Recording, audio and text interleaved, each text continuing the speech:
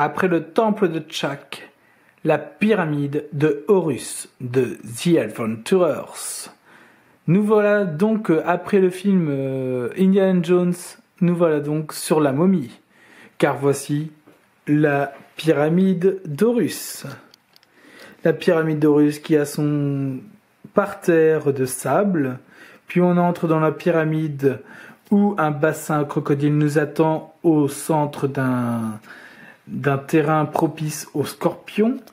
Tout autour, nous avons les pistes des momies, puis des sarcophages à ouvrir pour gagner des trésors. Nous sommes sur un jeu qui ressemble énormément à l'autre, puisque ce sont les mêmes règles de base, c'est-à-dire tout ce qui est poids de charge, mouvement sont identiques. Nous allons retrouver tout ce qui est crochetage de manière identique. Nous allons trouver le principe des cartes qui va être identique, avec certaines règles qui vont différer. Je ne vais parler que des règles qui diffèrent, et non pas de toutes les règles identiques. Donc si vous ne connaissez pas encore le premier jeu, The Adventurers, le temple de Tchak, il vaut mieux jouer d'abord, de toute façon parce qu'il est plus simple, au premier The Adventurers avant de jouer à celui-là. Sinon, vous regardez les 45 minutes de règles de l'autre avant de rentrer dans celui-là. Mais je vais pas tout répéter pour pas alourdir. Donc voilà, donc c'est un jeu beaucoup plus compliqué que l'autre, parce qu'il y a beaucoup plus de choses, mais en même temps très différent. Enfin, il a les mêmes règles, mais très différent. Comme vous pouvez voir, il n'y a pas de circuit. Là, nous avons des bonhommes, donc les bonhommes changent, hein, c'est pas du tout les mêmes personnages que tout à l'heure, que à l'autre. Et tout à l'heure, parce que j'ai fait l'autre règle il y a 2 secondes, donc je fais l'autre maintenant. Donc on n'a pas du tout les mêmes personnages. Les personnages vont rentrer comme des bourrins dans cette partie-là, ils vont rentrer dans la pyramide, et là, ils vont tout ouvrir pour tout gagner les trésors. Nous avons aussi des blocs de pierre qui sont là-bas, dans la boîte, qui nous attendent sagement avant de s'écrouler sur notre tronche. Donc voilà, donc ça c'est la pyramide d'Horus. Donc comme dans l'autre jeu, nous jouons avec des systèmes d'action et de points de charge qui donnent exactement les mêmes choses. On lance exactement les mêmes dés. Là, je vais juste devoir expliquer ce qui se passe dans les lieux que l'on fouille. Donc on va pouvoir fouiller sur les 16 cases qui sont ici. On va pouvoir fouiller sur les cases aux alentours de celle-là, donc elles sont au nombre de 1, 2, 5 et 5, 10 et 4, 14. Les 6 cases du crocodile et puis les sarcophages qui sont ici. Tout autour, avec bien sûr les momies. Les momies qui bougent comme ça. Aller-retour, aller-retour, aller-retour, aller-retour, aller-retour, aller-retour, aller-retour, aller-retour, aller-retour. Il y a 3 momies. Et puis il y a 5 divinités. 5 cartes divinités qui sont ici, des sarcophages, là-bas, enfin des gros sarcophages, là, ici et ici. Et le principe est bien sûr de sortir vivant de cette terrible pyramide sans avoir de malédiction, trop de malédiction. Puisque c'est la différence majeure entre cet Adventurer et l'autre, il y a 2 différences majeures. Déjà, il n'y en a pas de circuit. Et la deuxième différence, c'est qu'on se prend des blessures. Donc les blessures, c'est un peu terrible. Alors, passons directement au vif du sujet avec la première carte, le premier endroit, donc c'est le parterre de sable là, où nous attendent des vipères, mais aussi des trésors. Donc c'est ces cartes-là, les cartes qu'on retrouve ici. Donc là, il y a des emplacements pour mettre les cartes sur le plateau, des emplacements pour mettre les cartes, tout ça c'est les cartes, sur le plateau, et des emplacements pour ne pas mettre les cartes sur le plateau. Je ne comprends pas pourquoi ici ça n'a pas été un peu plus loin. Bon, j'imagine qu'ils n'avaient plus de place. Mais ça fait un peu bizarre. Alors, et aussi pour les pyramides, les momies, les blessures de momies qui sont... il n'y a pas d'endroit pour les disposer, donc je les ai mises là de manière aléatoire. Mais c'est parce que c'est plus logique que ce soit là-bas. Alors, regardons les cartes. Nous avons des cartes avec toujours des trésors. Donc les trésors vont toujours de 1 à 5, globalement. Alors, bien sûr, la pointe ne sait pas, voilà, donc là nous avons des trésors 2. Donc ici il n'y a pas de gros trésors, sur cette partie-là du jeu il n'y a pas de gros trésors, c'est vraiment du trésor de base, des 1-2, c'est pas très efficace. Alors nous avons des serpents, voilà, pas un serpent, voilà un serpent, le voilà, donc du cobra. Alors on va attendre que la pointe se fasse pour avoir une belle tête de cobra qui fait peur. Donc tous les dangers, toutes les blessures, c'est dès que vous avez un petit bonhomme violet. Un petit vieillard qui a l'air de très mal en point. Alors, le focus se fait. Alors là, j'ai beaucoup trop rapproché la carte. C'est n'importe quoi. Donc, dès que vous avez le petit vieillard en haut, là, l'égyptien vieillard, dans ce cas-là, c'est une carte blessure. Alors, les cartes blessures dans ce jeu-là, c'est des cartes en fait qu'on doit garder avec soi.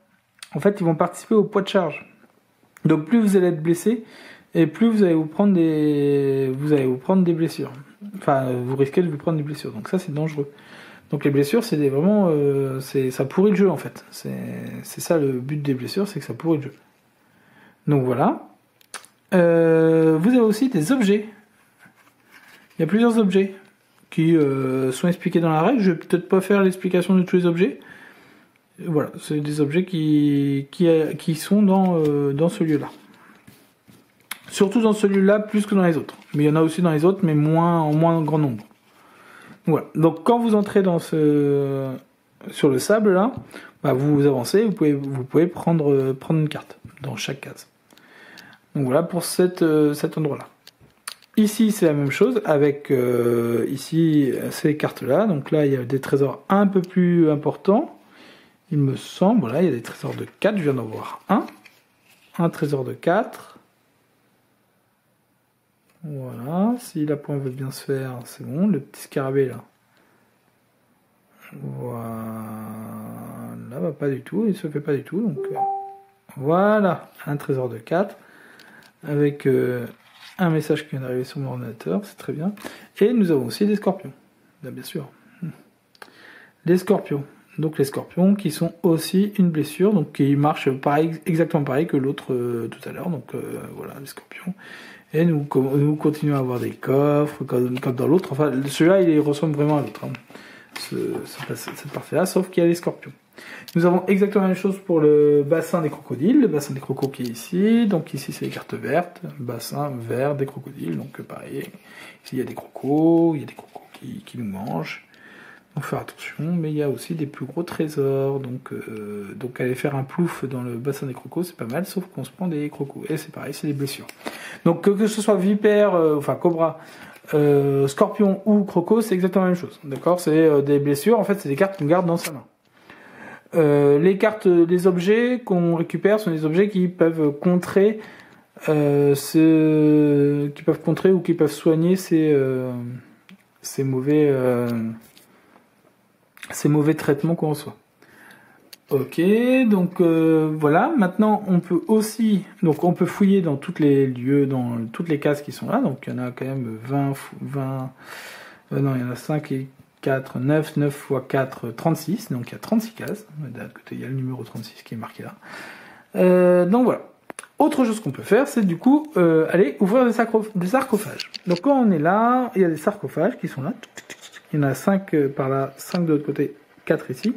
Ici, chaque sarcophage cache un trésor qui va de 1 jusqu'à 5. Donc de l'autre côté, ce sont des chats, et ici, ce sont des parchemins. Voilà. Ça va de 1 jusqu'à 5, et bien sûr, c'est totalement... on ne sait pas... là, ils sont là. Quand on arrive avec son bonhomme, donc je vais prendre les bonhommes. Ah oui, j'ai oublié de dire, les bonhommes, ils ont une petite pastille verte, une petite pastille de couleur pour désigner qui est qui comme personnage, pour choisir, que chacun choisit sa couleur. C'est pas très utile, mais bon. Donc ce personnage il est là, il arrive, par exemple, une action peut venir ici, une action pour regarder le trésor, donc il le montre à tout le monde. Donc là c'est un 1. Alors, on va faire comme si c'était une carte meilleure. Donc là c'est un 5, donc il prend une action pour montrer le trésor, pour ouvrir le sarcophage, et une action pour le piller. C'est pas une action on prend pas une action, c'est pas la carte, c'est on tourne le sarcophage et on pille. Donc une action pour tourner et une action pour piller. Bien sûr, s'il n'a pas envie de le prendre, par exemple s'il n'a pas envie de perdre un tour à prendre la numéro 1, il peut choisir de ne pas la prendre et aller ouvrir une autre et essayer de prendre l'autre. Donc ça c'est à son choix. Donc là, il est dans une position très fâcheuse, j'expliquerai pourquoi derrière. Donc c'est exactement pareil pour ces sarcophages-là, qui vont de 1 à 5, et les sarcophages d'Horus, qui sont tout au bout de la pyramide, donc le plus loin possible. Donc là, c'est Horus, on est sur la pyramide d'Horus, donc c'est le maître incontesté des lieux. Ces deux-là et ces deux-là ont des valeurs de 4 et de 5. Donc on va plus loin, mais par contre, on gagne beaucoup plus. Donc voilà. Alors maintenant, les crochetages. Les crochetages, ce sont les gros sarcophages, vraiment les sarcophages des pharaons. Donc ici, nous en avons un en fait dans chaque coin, et plus Horus qui est ici. Horus qui est ici, et un dans chaque coin. Un ici, un ici, un ici, un ici. Alors ces sarcophages-là, c'est des crochetages. Il faut faire des crochetages, il faut lancer les dés, donc les 5 dés, et faire le crochetage pour obtenir les dés 1, 2 ou 3. Voilà, donc si le focus fonctionnait, bah du coup ça serait beau, la pointe, voilà, 1, 2, 3. Et par contre ce trésor-là vaut 6 points. Donc voilà, derrière ça vaut 6 points. Ouais, voilà, ça fait très Égypte. Hein. 6 points, donc c'est 6 points pour ceux qui sont les plus proches, puis c'est 8 points pour... non, 10 points, 8 points. 8 points pour ceux qui sont dans les coins, là. Des coins extérieurs mais sur le côté, là. Et Horus, qui est plus difficile. Donc, attendez, j'ai pas dit. Cela, il faut faire 1, 2, 3, 4. Donc, c'est déjà plus compliqué. Pour avoir 8 points, c'est plus compliqué. Voilà, la point, allez, 1, 2, 3, 4, bref. Et celui-là, il est plus compliqué, puisqu'il faut faire 1, 2, 3, 4, 5, et il vaut 10 points. 10 points, ça commence à ressembler à quelque chose. Hein. Donc, voilà. Donc pour avoir celui-là, par contre, on peut aller soit là. Ça dépend, on choisit une des deux comme on veut. Donc voilà comment on joue. Maintenant, je vais parler des momies et des malédictions. Alors les momies, elles sont au nombre de 3 et elles circulent à chaque fin de tour, elles circulent dans le jeu. Donc elles circulent en fonction des dés. Donc les dés ont des couleurs. Et je ne les ai pas encore sortis, parce que j'ai pas encore parlé des points d'action, des points de mouvement. Mais... Donc là, je sors les dés, j'ai oublié de les sortir tout à l'heure, donc elles sont dans un sachet. Et j'essaie de ouvrir le sachet avec une seule main, donc c'est un peu compliqué, puisque je tiens la caméra avec l'autre main, et que je n'ai malheureusement pas 3 mains. Donc je vais utiliser la deuxième main, donc c'est pour ça que là, vous savez, tant que... Ah, ben le sac est... Bon, j'ai posé la caméra. Là, c'est plus simple. Voilà. Alors, il y a 5 dés, je lance mes dés, et pour tout nombre au-dessus de 4, les momies avancent. Donc là, les momies avancent de 2, c'est-à-dire qu'elles avancent toutes de 2. 1, 2, 1, 2, 1, 2. Que se passe-t-il quand elles arrivent au bout? Elles font 1, elles se retournent, 2. D'accord? Elles font pas 1, 2, 3. Elles font 1, 2. Elle reste qu'une seule case ici. Elles repartent directement. Donc elles font... non, je me suis planté, voilà. Voilà, elles font ça. Bien sûr, dès qu'on touche une momie, alors pour plusieurs occasions. Alors, dès qu'on touche une momie, que ce soit nous qui fonçons dedans ou elles qui nous foncent dedans, on se prend une blessure momie. Alors les blessures momies sont des blessures éternelles, c'est-à-dire qu'on ne peut pas les enlever. Autant toutes les autres, on peut les enlever avec des objets, les objets qu'on trouve globalement ici, autant celles-là, on ne peut pas les enlever. Donc il faut éviter, parce que c'est des blessures qui font mal. Voilà pour les blessures de momies, voilà pour les momies, donc à chaque tour, à la fin de chaque tour. Nous avons aussi les malédictions. Les malédictions, c'est ça. En fait, dès qu'on gagne une carte idole, là, dès qu'on gagne une carte comme ça, on a la malédiction de celui qui a volé cette carte-là. Donc la malédiction, c'est à partir de maintenant, on va ignorer, quand on fait les points d'action, on va ignorer les dés rouges. Voilà. Donc là, si je faisais la pointe, on verrait que sous mon doigt, il y a un dé rouge. Mais bien sûr, en ce moment, il ne fait pas la pointe. Oh, mais allez, vas-y. Voilà. Donc c'est marqué, pas le dé rouge. Donc c'est pareil pour tous les autres. Hein. À chaque fois, il y a un dé qui est retiré. Donc si on en a 2, c'est-à-dire qu'on joue avec 2 dés en moins. Ça fait déjà beaucoup d'actions en moins. Hein. C'est très risqué. Donc ça vaut beaucoup de points, mais ça apporte une malédiction. Donc voilà pour cette règle qui est assez importante et qu'on a tendance un peu à oublier. Enfin nous, on a déjà fait une partie, on avait complètement oublié cette règle. Du coup, c'était un peu facile comme partie. Voilà pour ça. Et maintenant, la dernière petite chose, parce que là, pour l'instant, on a l'impression qu'on a tout le temps pour... on a tout le temps pour jouer là, il n'y a aucune limitation de jeu. Dans l'autre jeu, il y avait la boule qui nous fonçait sur la tronche, et là, on a tout le temps, on se balade, on prend les trésors, enfin, on a l'impression d'avoir tout le temps. Eh bien non, car il y a la pyramide, quand on l'a ouverte, a provoqué des chutes de cailloux, des chutes de pierres. Le plafond nous tombe sur la tronche, et là, on est là. Alors, j'écarte la souris, qui n'a rien à faire ici. Le plafond s'effondre, et donc du coup, il y a une fois par tour, donc après les momies, il y a un joueur qui prend une case, au hasard, et sous la case, il y a marqué un numéro. Et sur le plateau, vous n'avez pas vu, mais sur le plateau, il y a des numéros.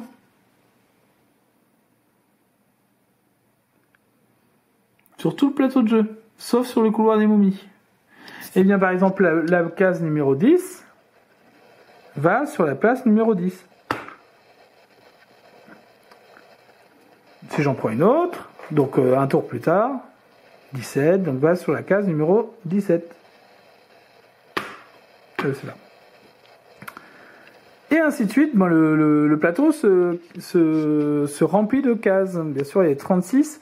Et à un moment donné, le problème, c'est que, imaginons, très rapidement, on peut vite arriver sur, imaginons, bloqué. Et tous ceux qui sont à l'intérieur, bien sûr, meurent. Enfin, sont bloqués. Donc, il faut faire attention avec ça. Donc, ça peut vite se terminer, comme ça peut pas vite se terminer. C'est très diversifié en fait, parce qu'il peut y avoir que des pierres de ce côté-là par exemple, et du coup on est tranquille de ce côté-là, mais ça peut vite venir, en 2 tours, on peut vite être bloqué. Donc voilà. Il y a plein d'actions qui permettent de regarder, enfin il y a une carte qui permet de regarder les pierres. Donc voilà. Donc voilà comment ça marche. Si la pierre nous tombe sur la tronche, si par exemple le joueur vert là il était dans le numéro 20 et il y a la carte, ou on était au numéro 27 puisque je viens de piocher 27, il y a la carte 27 qui tombe et il tombe sur la tronche. Le gars a le droit d'aller sur une des cases voisines, pas en diagonale, une des 4 cartes voisines, et il se prend une carte éboulement sur la tronche, qui est aussi une carte blessure. Une carte blessure qui peut être soignée. Donc voilà. Voilà. Attention, nous avons... Voilà, une carte à éboulement. Donc c'est le plafond qui s'est écroulé sur la tronche et qui... Voilà. Et qui... Et par contre, voilà. Mais il peut continuer à jouer avec une carte blessure. Voilà pour le jeu. Donc c'est très différent de l'autre, et du coup c'est un plaisir très différent, c'est pas du tout la même chose. Je dirais qu'il est peut-être un peu moins fun que l'autre, parce que plus compliqué à expliquer. Alors déjà que l'autre on met 40 minutes à expliquer, celui-là si on doit réexpliquer tout depuis le début avec le point de charge et tout ça, c'est un peu long, mais pour des joueurs qui ont déjà joué au premier, celui-là est une très bonne alternative, ça change complètement le jeu, donc c'est vraiment agréable. Petit rappel, parce que petite touche en plus. On s'était quitté tout à l'heure, tout de suite là. Bah non, tout de suite en fait, parce que pour vous ça a duré 2 secondes, pour moi ça a duré 10 minutes. Donc quand j'ai fait la suite de la règle pour les cartes, j'ai oublié de préciser, ça fait un peu retour vers le futur là. J'ai l'impression de revenir dans le passé. Donc du coup j'ai oublié quelque chose, j'ai oublié d'annoncer une règle importante de cette Adventurers qui est marquée derrière. Donc là vous avez derrière en fait tous les résumés de ce que je viens de dire. Donc vous avez vu, hein, j'ai tout bien expliqué, enfin pas tout bien, mais il y a tout ça. Les bonus de diversité. Eh oui, des bonus de diversité puisque nous avons des trésors pour les divinités. Alors vous avez 5 divinités différentes. Vous avez les trésors. Alors regardez, les divinités, elles sont marquées avec des couleurs. Nous avons les trésors noirs de la divinité noire. La divinité noire, c'est tout ce qui est trésor des sarcophages qu'il y a ici. Donc ça, c'est la première divinité. Vous avez Horus, les sarcophages qui sont jaunes ici. Vous avez ce sarcophage, cette divinité, donc non, c'est celle-là, la noire. Vous avez j'ai tout mélangé moi. Excusez-moi. Du coup, je vous voyais pas pourquoi j'ai tout mélangé, pourquoi je grogne. Je grogne parce que j'en suis là. Voilà. Vous avez ici la divinité rouge. Donc la divinité rouge, c'est tous les trésors qu'on a ici, dans la zone, dans l'antre des scorpions. Vous avez ici une divinité verte là-bas. La divinité verte, c'est pour tout ce qui est dans le bassin des crocodiles. La divinité, ça doit être du bleu. Alors c'est les chats, bah tiens, comme ça du coup je les montre. Ça va être le bleu ou pas, je sais même pas. Non, c'est le noir. C'est le noir, bon là je sais même pas c'était quoi. Alors, la première c'était du bleu. La noire c'est pour un des sarcophages qui est ici. Donc il y a 5 couleurs différentes. Si on arrive à compiler le maximum de couleurs, donc si on a par exemple les 5 couleurs, on gagne 5 points, 15 points. Si on a 4 couleurs seulement, on a 10 points. Et si on a 3 couleurs, 6 points. Si on a 2 couleurs, 3 points. Et une couleur, 1 point. 0 pour des coffres, pour seulement des choses qui ont été obtenues ici, quoi. Ça compte pas dans les divinités. Ça, c'est des trésors de merde. Ça, c'est des trésors qu'on peut soit choper au début pour choper les cartes, soit à la fin parce qu'on a un peu de temps et on n'a pas de risque de se prendre une grosse pierre dans la tronche. De toute façon, ça sert à rien de sortir trop tôt, autant rester et piocher des cartes, quoi. De toute façon, se prendre un scorpion, c'est pas très grave. Une fois qu'on a terminé. Voilà. Ah oui, faut surtout pas dépasser par contre 12 blessures. Parce que 12 blessures, on peut avoir que 12 cartes en main. Donc 12 blessures veut dire égale mort. Enfin non, veut dire qu'on perd du trésor. Donc par contre, on peut piocher, mais pas trop quand même. Voilà, bon voilà, c'est tout. Donc ça, c'est très important pour terminer le jeu. Voilà, le jeu est terminé d'expliquer, c'est bon. Là tout de suite, donc du coup, tous ceux qui vont rester sur la vidéo, je vais expliquer toutes les cartes, comme ça vous avez vraiment rien à regarder sur la règle. Sinon, si vous voulez regarder dans la règle toutes les cartes actions et toutes les cartes qu'on peut obtenir et les actions possibles des personnages, vous pouvez tout de suite commencer à jouer. Donc là, moi je vais poser, je vais dire haha, The Adventurers, ouh la momie. Et pour ceux qui veulent, donc du coup je reste encore 2 minutes pour expliquer les cartes et tout ça. Donc c'est assez rapide. Hein. Donc je vais prendre le paquet de cartes et je vais expliquer celles qui restent. Donc on va attendre à chaque fois la point. Donc voilà, la sacoche qui permet de prendre 2. Donc du coup on a la sacoche en plus, mais dans la sacoche on peut mettre 2 cartes. Donc en fait la sacoche permet de prendre 2 trésors en plus. Enfin un trésor en plus. On peut rentrer 2 trésors dans la sacoche, mais puisque la sacoche fait partie d'un de nos objets, du coup on a un trésor seulement en plus, parce que sinon on peut enlever la sacoche qui est avec un objet. Bon, ça permet de réduire le point de charge. Nous avons la fiole qui permet de se soigner d'un venin de scorpion ou de serpent. Nous avons du coup un cobra, donc lui il ne permet à rien. Nous avons une trousse de soins qui permet de se guérir d'une chute de pierre ou d'une morsure de crocodile. Nous avons le crochetage qui permet de crocheter de changer un dé lors des crochetages. Voilà, donc il y en a 2 de chaque, hein, il y a 2... Alors celui-là, je sais plus comment ils appellent ça. C'est un pendentif qui permet de lire l'avenir. Alors, dès que ça va faire la point, on va pouvoir expliquer. Voilà, enfin, allez, plus vite. Voilà, c'est long. Donc, pendant que ça fait la point, je peux parler. Du coup, c'est un pendentif qui permet de lire l'avenir. Donc, c'est-à-dire que le joueur qui utilise ce pendentif peut regarder la carte, un bloc qui va nous tomber dessus, le regarder, soit dire bon ok on passe avec celui-là, soit l'ignorer et en prendre un autre. Par contre le deuxième il regarde pas le numéro avant que ça tombe. Mais il peut prévoir un numéro qui va lui tomber dessus. Enfin il peut ignorer un bloc et le mettre de côté. Donc ce qui est plutôt pas mal. Là on a encore le crochetage, on a toujours la même chose, la prédiction, la trousse de soins, bon bref. Voilà. Donc voilà, à vérifier, il faut que je vérifie un peu s'il n'y a pas d'objet de valeur là-dedans, d'objet dans celle-ci, mais je crois pas qu'il y en ait.